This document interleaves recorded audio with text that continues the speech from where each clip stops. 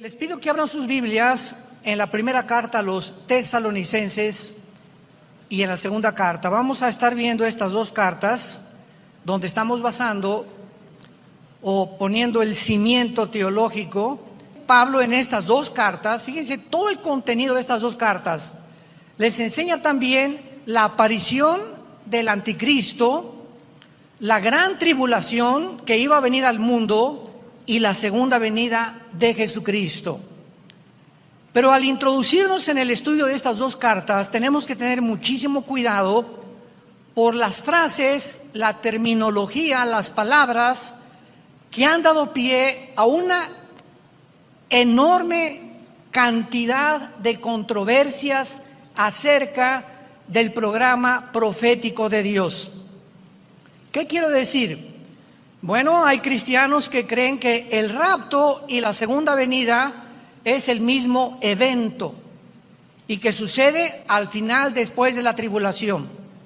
Hay otros cristianos que se llaman amilienistas, que creen que el milenio, no, que ya estamos en el milenio y que todas las profecías ya se cumplieron, que la semana 70 de Daniel ya se cumplió, etcétera, etcétera. Hay otros que siguen la línea del post-tribulacionismo, que creen que hasta después del milenio viene Jesucristo, y otros después de la tribulación. La iglesia de Tesalónica se encontraba con esta confusión, y es absolutamente lógico porque ellos no tenían lo que tenemos ahora de información, como lo vamos a ver de una forma detallada. Entonces Pablo tuvo que salir de Tesalónica por la persecución.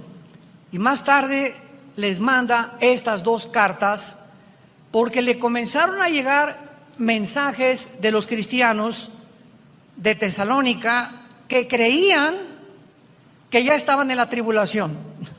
Qué tremendo, ¿no? Ya creían los cristianos por la persecución tan recia que había del Imperio Romano contra los cristianos que estaban en la gran tribulación. Entonces Pablo en la primera carta les da a conocer el arrebatamiento de la iglesia en el capítulo 4, versículo 16 al 17. Cuando les dice: el Señor mismo con voz de mando, con voz de arcángel, con trompeta de Dios, descenderá del cielo y los muertos en Cristo resucitarán primero. Quiero que observen en este simple versículo la frase en Cristo. Los muertos en Cristo.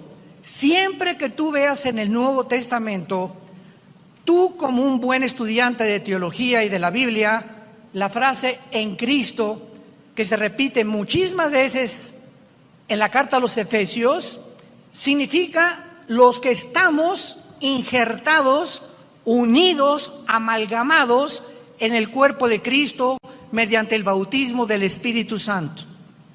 Como dice 1 Corintios 12:13, todos hemos sido bautizados por el mismo Espíritu en el cuerpo de Cristo. En otras palabras, cuando tú recibiste a Cristo como tu Salvador, en ese momento naciste de nuevo, sin que tú ni siquiera lo hayas experimentado o sentido. Lo creemos por fe.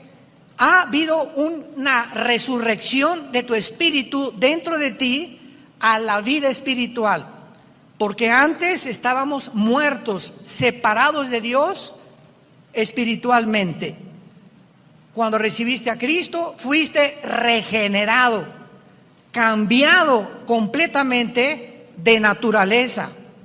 Fuimos transportados en ese momento de un reino a otro reino, del reino de las tinieblas al reino de la luz admirable de Jesucristo, como lo dice Colosenses capítulo 1. Y en tercer lugar, fuimos bautizados con el Espíritu Santo en el momento de nuestra conversión, no después, porque por muchos años vamos a ver lo que es la apostasía.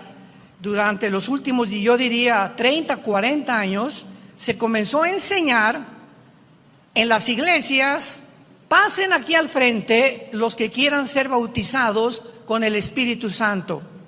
Entonces, la cristiandad se dividió en dos.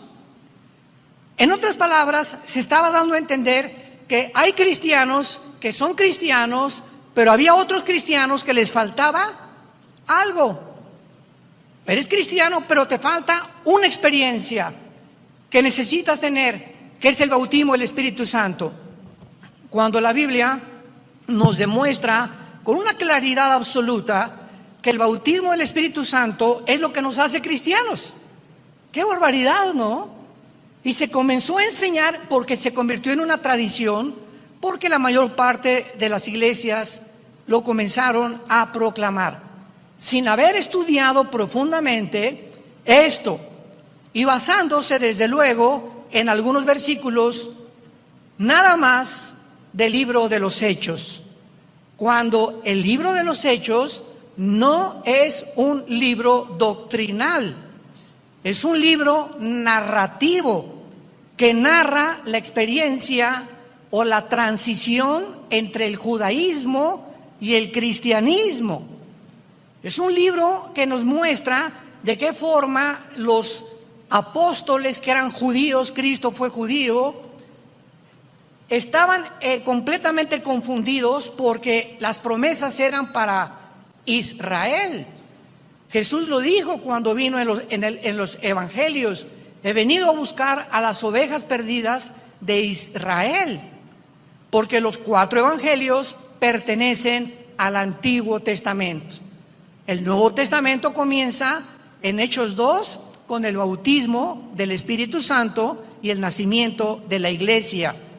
Entonces, los hechos que suceden en el libro de los Hechos no son una enseñanza doctrinal que los apóstoles explican en sus cartas, primera y segunda de Timoteo, Gálatas, Colosenses, Efesios, Filipenses, las primeras cartas de Pedro, explican lo que pasó en los hechos y nos enseñan, ¿verdad?, que estas cosas que sucedieron en los hechos fueron algo que Dios permitió porque la iglesia estaba comenzando a mezclarse con el judaísmo con la iglesia. Tenían que separar los apóstoles lo que Moisés enseñaba de muchas cosas de lo que Jesús enseñaba, y esto se resolvió con el primer concilio de la iglesia en Hechos capítulo 15. Ahí se juntaron todos los apóstoles y tenían que determinar qué cosas del Antiguo Testamento estaban vigentes y qué cosas del Antiguo Testamento ya quedaban obsoletas. Y la conclusión a la que llegaron fue la siguiente: no hay nada en el Antiguo Testamento, esto es muy importante, abran sus oídos, no hay nada en el Antiguo Testamento que en el Antiguo Testamento era obligatorio, que ahora en el Nuevo Testamento sea lo mismo. En otras palabras, ahora nosotros vivimos bajo la ley de la libertad en Cristo Jesús. Y ahora no es obligatorio nada absolutamente en el Nuevo Testamento. Un ejemplo: en el Antiguo Testamento el diezmo era obligatorio, lo tenían que dar a fuerza. Y cuando pasamos al Nuevo Testamento, 2 de Corintios capítulo 9, cada quien dé como propuso en su corazón, no a fuerza, no por obligación. Si no te nace del corazón darle a Dios, y si en el Antiguo Testamento fue el diezmo, con toda la lógica del mundo, bajo el Nuevo Testamento, con mejores promesas, mejor pacto, un Salvador que vino al mundo y ya pagó por el pecado, ¿cómo voy a seguir bajo la ley dando solamente el 10%? Ahora es el 15, el 20, el 30, el 40, el 50, como tu corazón lo diga. Y mientras más salud espiritual tengas, más darás, porque lo das con alegría. Ya no lo das porque tengo que dar esto y ahí va. Mejor no des nada. Hay otros que siquiera, y esto es verdad, hay muchas personas que han dado su diezmo ¿verdad? Basados en el Antiguo Testamento, y al mes regresan y quieren que se los regrese. ¿Se imaginan ustedes qué corazón tan perverso puede haber en medio del pueblo de Dios? Entonces, qué importante es que ahora todo es voluntario. Ahora las fiestas de Israel, los tabernáculos, el Sukkot que celebramos, no es obligatorio, es para representar lo que Cristo hacía en medio del pueblo de Dios. Entonces, si no entendemos esto, vivimos bajo la ley. Dice en Colosenses capítulo 2, ya nadie te juzgue si guardas el sábado o no guardas el sábado, o el domingo, o el lunes, o días de fiesta. Todas estas cosas pertenecieron al Antiguo Testamento. Ahora, como una persona un día me dijo, ¿por qué no guarda usted el sábado? Y le dije, ¿qué nada más tú guardas el sábado? Te gano, yo guardo el sábado, el domingo, el lunes, el martes, el miércoles, el jueves y el viernes. Ya no supo qué contestarme esta persona. Y le dije, ahora todos los días son santos. Ya no hay un día específico, y además los apóstoles se reunían el primer día, que es el domingo. El Shabbat se los dio Dios a Israel. El cuerpo y la entidad de Cristo es otra entidad completamente diferente. Entonces ahora, si tú trabajas el domingo, pues es tu día de trabajo, pero el lunes en tu trabajo, en tu hotel, o en la compañía que tú trabajas, te dan el martes, ese es tu día de descanso. Y por eso no puedes venir a la iglesia, porque el domingo tienes que trabajar y llevar el sustento a tu familia. Y Dios no te juzga, porque no es obligatorio. Nos reunimos simplemente porque el domingo se determinó, bajo el calendario gregoriano en el que estamos, de que el domingo es el día de descanso. Pero ya no hay un día especial, ya no hay Semana Santa tampoco. Oye, que el viernes no como carne, como pescado porque es Viernes Santo. Y es Cuaresma. ¿De qué estás hablando? ¿Qué es eso de la Cuaresma? Eso pertenecía al Antiguo Testamento. Esto es de la religión apostólica romana. Esto no es de la Biblia. El cristiano come carne si quiere todos los días para que te pongas como una vaca si quieres. O pescado de acuerdo a tu salud. Pero ahora todas las semanas son santas, todos los días son santos, todos los años son santos para el cristiano. ¿Me van siguiendo? Tenemos que deshacernos de tantas tradiciones. Pues uno celebra la Navidad porque Jesucristo no nació el 24 de diciembre. Y si pones árbol de Navidad, eres un pagano, porque era de los babilonios. Mira, si no quieres poner árbol de Navidad, porque así lo sientes, no lo pongas y sigue con la cara de amargado que tienes. Y si alguien quiere poner árbol de Navidad y cantar jingle bells, noche de paz, no, deja que cante lo que él quiera, y si quiere el corrido del caballo blanco, que lo cante también. Pero lo que Dios ve no es, a ver, háblenle al arcángel Miguel, dice Dios, por favor, chéquenme quiénes pusieron árboles y quiénes no pusieron árboles. Los que no pusieron, pónganles una palomita. Y los que pusieron, una cruz. ¿Ustedes creen que Dios juzga de esa manera? ¿Cuánto legalismo hay en la iglesia? ¿Cuánto legalismo hay en la iglesia? ¿Qué es lo que Dios ve? El corazón.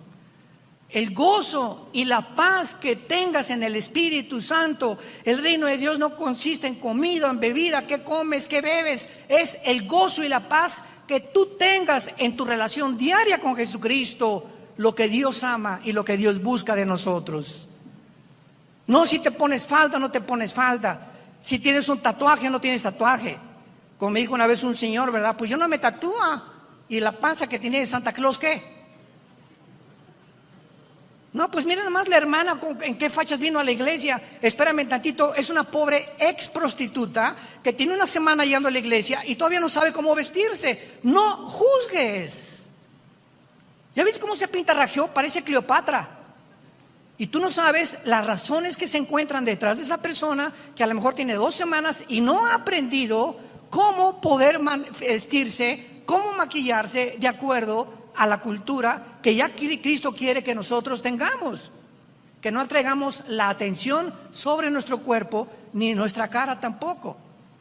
Entonces tenemos que crecer y madurar santos de Dios. tenemos que entender qué es lo que Dios ama, qué es lo que Dios busca, qué es lo importante ante sus ojos, y dejarnos ya de tantas tonterías que ya, por el amor de Dios, si tienes 5 o 10 años en Cristo, tienes que crecer y madurar. Muy bien. Entonces, cuando Pablo dice en primera de Tesalonicenses 4:16, los muertos en Cristo resucitarán primero, esto significa la primera lección que vamos a aprender. En el rapto de la iglesia, o en el arrebatamiento de la iglesia, como le quieras llamar, los únicos que van a resucitar son desde Pentecostés hasta nuestros días. Todos los que estamos en Cristo, en el cuerpo de Cristo. Antes de Cristo, Israel no estaba en el cuerpo del Hijo de Dios. Dice Efesios capítulo 2, que ahora Dios ha unido Israel y la iglesia, y ya no hay griego, judío, italiano, mexicano. Ahora se formó un nuevo hombre. Este nuevo hombre, este nuevo cuerpo no existía antes de la cruz. La iglesia era un misterio que el apóstol Pablo lo explica en Colosenses, en el capítulo 3 del libro de los Efesios, en Romanos capítulo 16, los últimos versículos. La iglesia era un secreto escondido antes de la cruz, que nadie sabía que se iba a formar un cuerpo en la persona del Hijo de Dios. Cristo en el Antiguo Testamento era conocido como el ángel de Jehová. No como un ángel, artículo indeterminado, sino como el ángel de Jehová. Entonces la iglesia es la que se va en el rapto. Muy bien. ¿Qué pasará con los que murieron desde Adán hasta Pentecostés? O sea, antes de Pentecostés hasta Adán hubo millones, ¿verdad?, de santos justificados por la fe, como Abraham, etcétera, etcétera. ¿Cuándo resucitarán ellos? Ellos resucitarán, de acuerdo a Daniel 12, del 1 al 3, después de la tribulación, en la segunda venida de Jesucristo. Y observamos entonces que las resurrecciones tienen un orden. Hay un orden. Dios hizo un orden en el universo. Dios es el Dios de orden. Dios no quiere que nada haya fuera de la armonía. Una gran sinfónica, imaginémonos un saxofón fuera de tono. En una alabanza, una guitarra fuera de tono. En un coro, un hombre con una voz, con una tesitura que no le queda, una muchacha que no le queda, cantando en otra tesitura, desentona absolutamente toda la alabanza, toda la sinfonía. Todo es un orden. Imagínate tu cuerpo. Nuestro cuerpo funciona si hay orden entre mi estómago, mi hígado, mi páncreas, mis pulmones y mi mente. Y si en mi mente no tengo paz, y si en mi mente no tengo estabilidad, si no hay una tranquilidad en mi alma, mi cuerpo no puede estar sano. Y qué interesante que la mayor parte de los médicos en el mundo han descubierto que la enfermedad del siglo XXI, que causa casi el 70% de las enfermedades mentales y físicas, es el estrés. ¿Ustedes creen que es coincidencia que todo este año pasado y parte de este año nunca han habido más suicidios, divorcios, problemas mentales de los niños, de los jóvenes, como en el Japón, que se suicidan 2, 3 al mes, jóvenes menores de 18, 20 años de edad, drogadicción por todo lo que el mundo ha atravesado con la famosa pandemia que hemos todos vivido, qué impresionante que lo que ha enfermado más al mundo ha sido el miedo. El miedo es el arma favorita de Satanás. ¿Qué fue las palabras que Jesucristo nos dio? ¿Qué antídoto Jesús nos dio hace 2000 años? Que precisamente lo que necesitamos en el siglo XXI, mi paz les dejo, mi paz les doy, shalom, shalom. Resucitando los discípulos que iban al camino de Emaús, se encuentran con Jesús, no lo reconocen y lo primero que les dicen, Lucas 24, shalom. Shalom es la palabra perfecta en el hebreo, porque implica paz, seguridad, esperanza, bienestar y salud. Cuando tú tienes paz, hay armonía en todos tus órganos dentro de tu cuerpo. Y si tú tienes algo que comience a disfuncionar y comienza a afectar las demás partes de tu cuerpo, es lo que se llama, estás enfermo. Entonces, ¿qué es lo que nos enferma? La desarmonía que existe dentro del cuerpo humano, porque algo causó esta desarmonía dentro de tu cuerpo. Y esto es precisamente lo que Dios quiere que nosotros podamos entender. Muy bien. Ahora, en la primera carta a los Corintios, capítulo 15, versículo 51 en adelante, ya Pablo nos explica el misterio que solo a él se le reveló.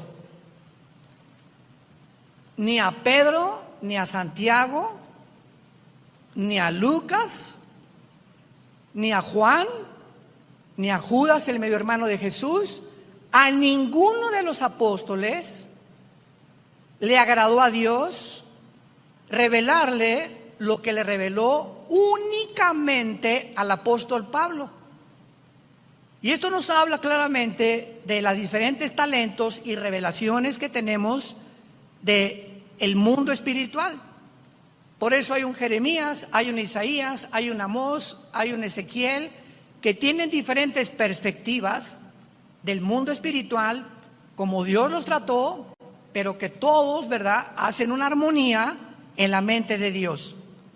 Y dice el apóstol Pablo en su primera carta a los Corintios, capítulo 15, versículo 51, he aquí les digo un misterio. Un misterio es algo no revelado antes. Es un secreto que no se conocía antes. ¿Qué está diciéndoles Pablo? Les voy a contar, les voy a revelar un secreto de Dios que en el Antiguo Testamento ni en los, escúchenme con cuidado, ni siquiera en los evangelios se conocía. Pablo, ¿cuál es este secreto? Estoy ávido por que me lo digas.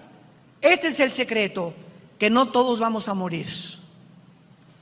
Y se usa la palabra dormir, porque cuando vean ustedes la palabra dormir en el Nuevo Testamento significa el cuerpo físico, no el alma ni el espíritu. Porque hay más de 55, 65 versículos que nos muestran que en la muerte tenemos una existencia consciente. Como en el quinto sello en Apocalipsis capítulo 6, vi las almas de los que habían muerto en el cielo hablando, platicando con Dios. Entonces, Pablo nos dice, este es el secreto, que va a haber una generación de seres humanos que no van a morir. Oye, Pablo, pero ¿qué acaso esto no contradice Hebreos 9:27, que dice, está establecido a los hombres que mueran una sola vez y después el juicio? Claro que está establecido, pero Dios tiene excepciones. ¿Cómo las tuvo con Enoc en Génesis 5? ¿Cómo las tuvo con Elías?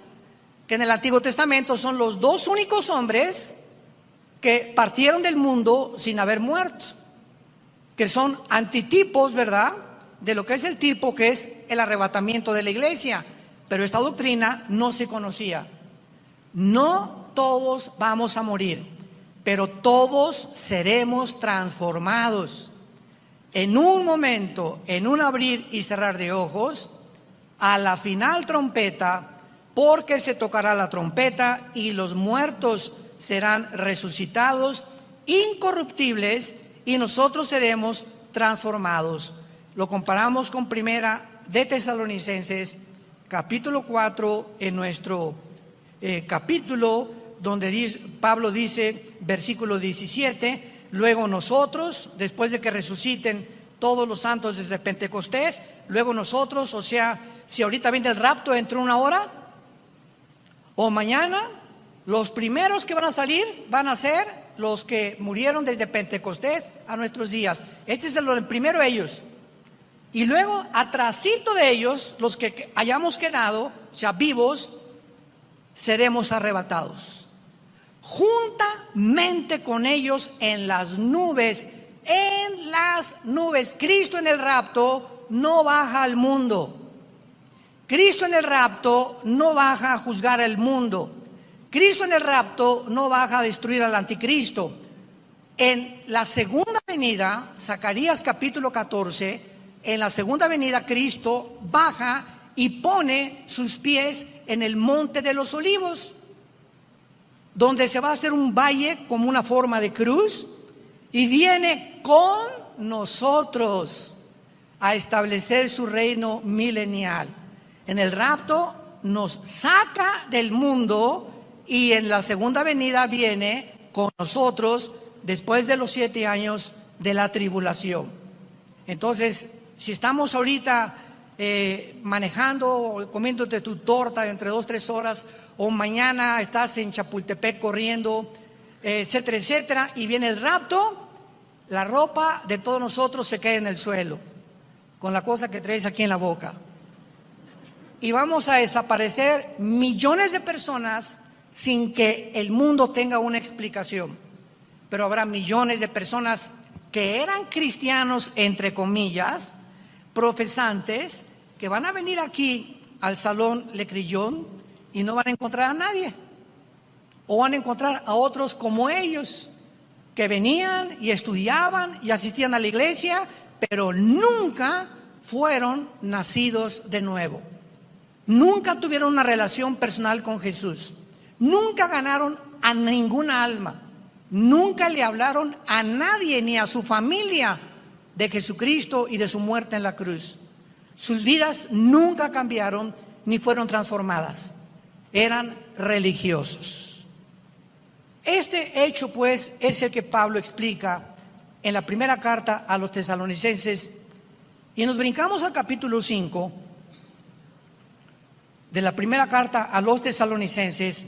Y vean ahora cómo el orden de Pablo es lógico y de qué manera tan profunda nos revela el Espíritu Santo los acontecimientos o los eventos de acuerdo al calendario de Dios. Pero acerca de los tiempos y de las ocasiones, no tienen necesidad, hermanos, les está hablando a los cristianos, hermanos, de que yo les escriba. Porque ustedes, ¿quiénes son ustedes? Los cristianos. Ustedes saben perfectamente que el día del Señor vendrá como ladrón en la noche. Pablo introduce una frase que se repite 4 veces en todo el Nuevo Testamento y se llama el día del Señor. El día del Señor, apúntalo, siempre tanto en el Antiguo Testamento como en el Nuevo Testamento se refiere a los 7 años de la tribulación. Veamos rápidamente estas veces que se repite el día del Señor. Por ejemplo, en 2 de Pedro, capítulo 3, versículo 10. Pero el día del Señor vendrá como ladrón en la noche, en el cual los cielos pasarán con grande estruendo, los elementos ardiendo serán deshechos, y la tierra y las obras que en ella hay serán quemadas. ¿De qué está hablando el apóstol Pedro? Del final de la tribulación. cuando todo se ha quemado, para que podamos entrar a reinar en este mundo. Brincamos a Apocalipsis capítulo 1, versículo 10. Yo estaba en el Espíritu, ¿cuándo? En el día del Señor. Muchos creen que aquí Juan está diciendo, yo estaba el domingo, en el día del Señor. Cuando Juan dice, yo estaba en el Espíritu en el día del Señor, él está diciendo, lo que les voy a revelar ahorita, que es todo el Apocalipsis, me fue dado por el Espíritu Santo, y yo me encontraba en el tiempo de la tribulación, que es lo que habla todo el Apocalipsis. El Apocalipsis, después del capítulo 4, que la iglesia ya no vuelve a aparecer, menciona 21 juicios, 7 de sellos, 7 de las trompetas y 7 de las copas. 7 por 3, 21. 21 juicios que caerán sobre el mundo de parte de Dios. Y Dios no nos ha puesto, lo vamos a ver después, para la ira. No nos ha puesto para que estemos esperando al anticristo. Nos ha puesto para que seamos consolados esta mañana y sepamos que ya no tarda venir por nosotros. Muy bien. Regresamos a Primera de Tesalonicenses 5 y vemos ya a qué se refiere Pablo cuando dice: ustedes saben perfectamente que el día del Señor vendrá como ladrón en la noche, que cuando digan paz y seguridad, vendrá sobre ellos. ¿Quiénes son ellos? Los que no son cristianos. Ya no está hablando de los cristianos. Vean los verbos. Primero nos habla a nosotros, ustedes hermanos cristianos, pero vendrá sobre ellos, sobre otra clase de seres humanos. Ya no está hablando de la iglesia. Vendrá sobre ellos destrucción repentina. ¿Qué significa que cuando digan paz y seguridad? Precisamente la tribulación comienza cuando el anticristo, como lo vamos a ver en la segunda carta, confirme un pacto por 7 años con los judíos. Daniel 9, 27. Y él va a decir paz al mundo, y los judíos, confiados en que les va a permitir reconstruir el templo, que ya casi llega este momento. Entonces, a los 3 años y medio, a la mitad de la tribulación, el anticristo los traicionará y vendrá destrucción repentina. Entonces Pablo está diciendo lo que dijo Daniel y lo que el mismo Señor Jesucristo dijo en Mateo 24, versículo 15. Cuando vean la abominación desoladora que habló el profeta Daniel, huyan, escápense de Judá, porque vendrá tribulación como nunca la ha habido antes en el mundo. Vemos que cuando juntamos todas las piezas de rompecabezas y versículo con versículo y unimos varios libros, podemos trazar la palabra de Dios, trazándola como el Espíritu Santo quiere que la tracemos. ¿Qué cosas son las sectas? Son grupos que sacan un versículo u otro pasaje sin tomar en consideración las demás partes de la Biblia y forman doctrinas falsas. Como la del sábado, ¿verdad? Hay cristianos legalistas sabáticos, como los mormones que te dicen que somos dioses todos y que Cristo no fue Dios, como los testigos de Jehová que no creen en el infierno. Y así cada secta usa un versículo y te lo pone así en la cara, y cuando tú conoces la Biblia les enseñas y les dices lo que le dijo Satanás, lo que le dijo Cristo a Satanás en Mateo 4 del 1 al 10. Llega Satanás y le dice: está escrito. Vean ustedes al diablo: oye Jesús, está escrito, aquí están los salmos, que dice en los salmos: a sus ángeles mandará para que cuando te avientes del templo no te vayas a morir, o tu pie no tropiece en piedra. Y Cristo le contesta: pero también está escrito. O sea, no me la cites fuera de contexto, porque fuera de contexto es un pretexto. Entonces, esta es la razón por la cual hay tanta gente que cita versículos de la Biblia, pero fuera del contexto. Y es cuando se hacen herejías. Por eso se nos manda a ser diligentes, apasionados por la verdad, para que tracemos bien la palabra de verdad que es la palabra de Dios. Y dice Pablo entonces, cuando digan paz y seguridad, vendrá destrucción. Versículo 24, mas vosotros, hermanos. Otra vez Pablo vuelve a hacer una grande diferencia entre ellos, los que serán destruidos en el día del Señor, pero ustedes, hermanos, qué importante es esto, ustedes no están en tinieblas para que aquel día los sorprenda como ladrón. O sea, ustedes no tienen por qué estar espantados por el día del Señor, porque somos hijos de la luz. Versículo 8, somos del día, seamos sobrios. Versículo 9, y aquí Pablo ya lo explica, más claro no puede estar. Dios no nos ha puesto para la ira. ¿De qué ira está hablando Pablo? De el día del Señor, donde vendrá destrucción repentina. Dios no nos ha puesto para que atravesemos ese día, sino para alcanzar salvación por medio de nuestro Señor Jesucristo. Antes de pasar a la segunda carta, aclaro lo siguiente. ¿Por qué dice Pablo para alcanzar salvación? ¿Qué acaso no la tenemos ya? Son muy buenas preguntas, ¿eh? Un buen estudiante de la Biblia está escudriñando, ¿y por qué esto? ¿Y por qué aquello? Y hay 1000 preguntas que hacerle a Dios para alcanzar salvación. Una vez una estudiante me dijo que entonces no tenemos la salvación y la podemos perder, y hasta el final podemos saber si fuimos salvos, y le expliqué, apúntalo, la salvación en la Biblia tiene 3 tiempos. La salvación tiene 3 tiempos: pasado, presente y futuro. Pasado, ya fuimos salvados del castigo del pecado. Ya fuimos salvados del castigo del pecado. Esto se llama la justificación. Y puedes apuntar ahí Romanos 8:1. Ningún juicio hay para nosotros ya. Ya Cristo pagó por nosotros en la cruz y ya tenemos una salvación garantizada eternamente. Ese es el pasado. Presente, estamos siendo salvados de la presencia del pecado. Esto se llama la santificación.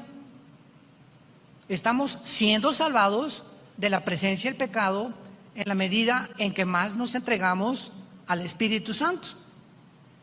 Y futuro, seremos salvados de la presencia del pecado en la glorificación. Cuando resucitemos, el pecado, ¿verdad?, o la antigua naturaleza será completamente ya muerta, erradicada del cristiano. Hasta el tiempo de la resurrección, el pecado habita en nosotros. Dice Pablo en Romanos 7, el mal mora dentro de mí. Ten cuidado, hermano y hermana. Anoche mi esposa y yo veíamos una película de las poquitas que ya puedes ver. Quiero usarla como ejemplo de una muchacha negrita que estaba en una universidad en África y llegó un maestro con doctorados y cosas así, y era como 25 años más grande que ella. Esta tenía 20 y él tenía como 55 años de edad, y la comienza a enamorar. Total que la comienza a enamorar y un día la quiere violar.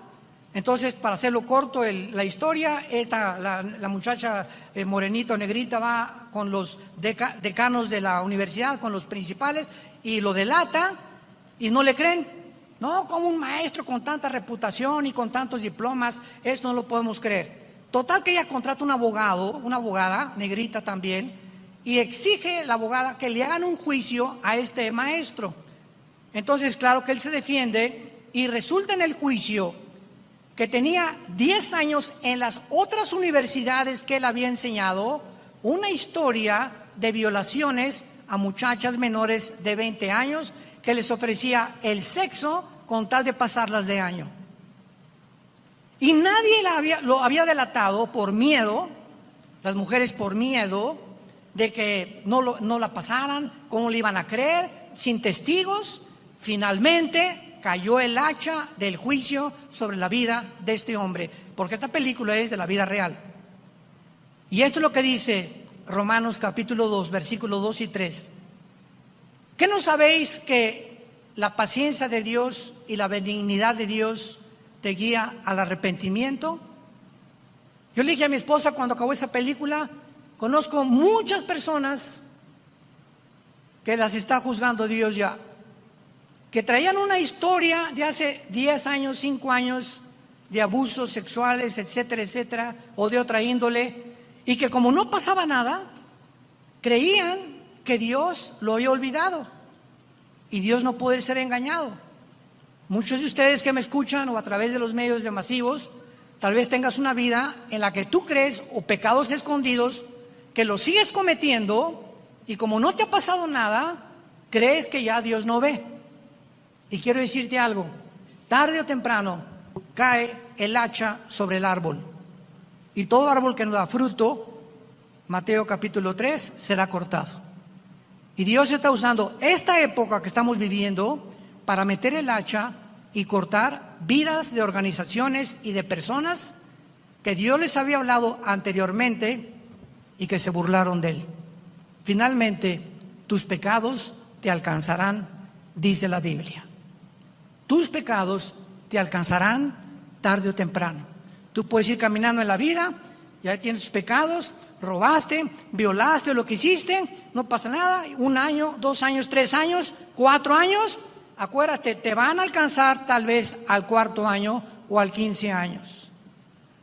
Y cuando te alcancen, tal vez te alcanzaron cuando tenías la más grande oportunidad de formar una familia o de triunfar en los negocios, o que se haga un escándalo en tu vida, o perder tu familia y tus hijos o tu testimonio, porque no quisiste encontrar el perdón en la cruz. El que esconde sus pecados no prosperará.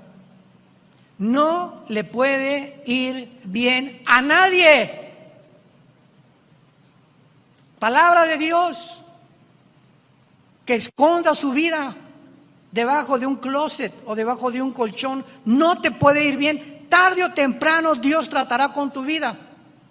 Mas el que los confiesa y se aparta, alcanzará misericordia. Dios es grande y misericordia y te quiere perdonar.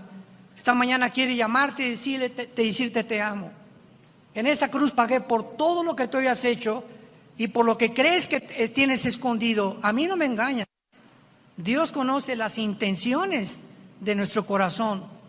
¿Por qué no aprovechas esta mañana para venir a la cruz? Reconciliarte con Él, hacer la paz con Él y no salir por esa puerta ya creyendo que te va a seguir yendo bien en la vida, cuando en tu vida hay pecados que no has confesado delante de su trono. Te damos gracias, Padre, por tu palabra en esta mañana. Gracias, Señor, porque tu palabra es verdad. No hay nada torcido ni perverso en ella. Todas ellas son rectas al que entiende y razonables a los que han alcanzado la sabiduría. Bendito seas, oh Dios, creador de los cielos y de la tierra, y al gran pastor de las ovejas, tu Hijo Jesucristo, quien por la sangre del pacto sempiterno ha dado su vida en nuestro lugar, para que ahora hagamos las cosas que son agradables delante de Él, sabiendo que si somos llenos del Espíritu Santo, tenemos que vivir una vida apartada del pecado. No engañarnos ni creer que somos nosotros los que al pecado le llamamos pecado.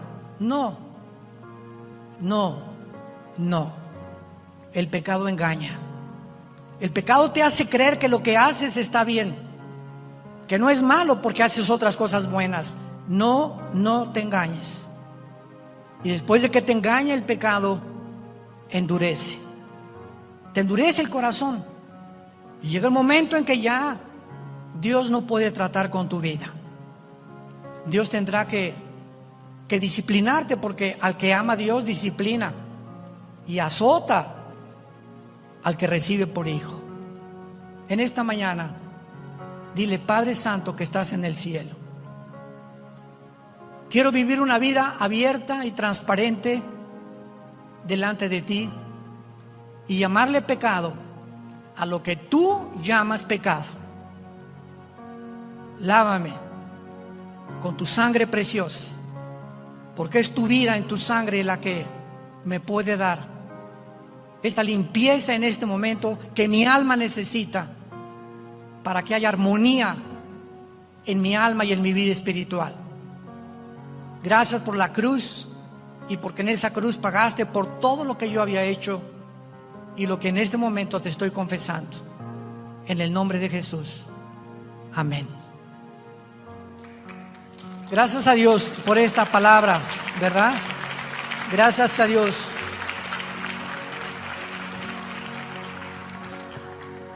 Esta palabra debe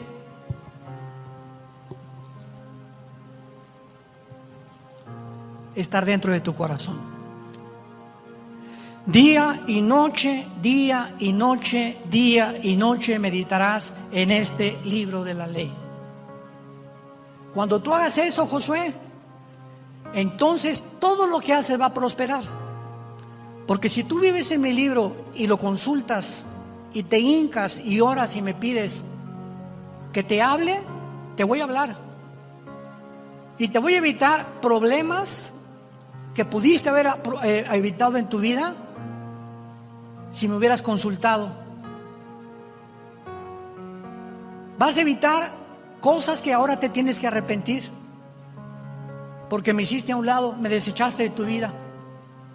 Pero el diablo, esto es lo que él quiere. Cuando el diablo haga esto en tu vida y saque de ti la palabra de Dios, y en lugar de la Biblia oigas a tu amigo, a tu amiga, a tu comadre, al brujo, a los astrólogos, a las opiniones del mundo, es cuando te sales y cuando te das cuenta. Si eres cristiano, viene el hacha del juicio a tu vida tarde o temprano, porque Dios al que ama disciplina. Y finalmente, si eres cristiano y no te arrepientes, porque los hay, pero tienes la salvación, ¿qué pasa? Dios te lleva a casa antes de tiempo. Se llama el pecado de muerte en 1 Juan 5, Santiago capítulo 5. El pecado de muerte es el pecado que un cristiano, siendo salvo, no se ha arrepentido, ni se quiere arrepentir, y solo Dios sabe que ya no te vas a arrepentir. Está tan duro tu corazón, y antes de que por tu vida el evangelio sea blasfemado, Dios te lleva a casa antes de tiempo. Tenemos la oportunidad de vivir una vida en abundancia, una vida de santidad, una vida de testimonio, y más en los días en los que los caballos del Apocalipsis ya se escuchan en el cielo y el novio ya está en la puerta tocándonos. Vengo por ti. Prepárense, preparémonos para encontrarnos con el Señor. Que tengan mucha paz.